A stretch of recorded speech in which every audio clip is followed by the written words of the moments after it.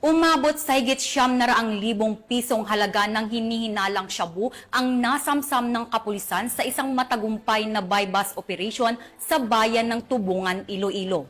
Yan ang tinutukan ni Patrolwoman Lynette Sablon. Isang high-value drug personality ang naaresto sa isang matagumpay na buy-bust operation kontra iligal na droga na isinagawa ng Regional Police Drug Enforcement Unit 6 sa pagkikipagtulungan ng Tubungan Municipal Police Station, PDEGSO OU6 at PDEU Iloilo Provincial Police Office sa Barangay Ingay, Sitio Lacadon, Tubungan, Iloilo. Dito lamang kadurugto ng Hunyo, taong kasalukuyan. Kinilala ang suspect na si Alex Gerald, 42 taong gulang, binata, at residente ng Sitio Lacadon, Tubungan, Iloilo.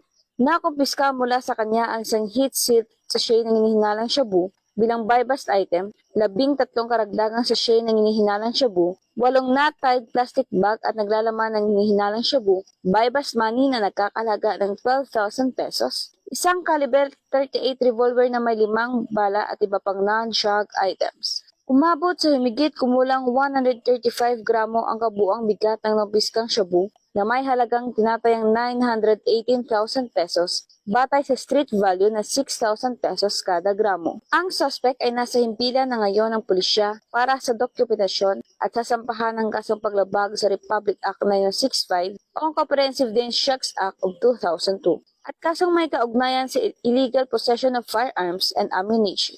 Muling pinatunayan ng PNP na seryoso ito sa pagtugi sa mga sangkot sa iligal na droga bilang katuwang na mamamayan sa pagtaguyod ng isang ligtas, payapa at drug-free na komunidad. Mula rito sa Western Visayas, ako niyang PNN correspondent, Patrolwoman Lynette Sablon, alagad ng batas, tagataguyod ng Balitang Pulis.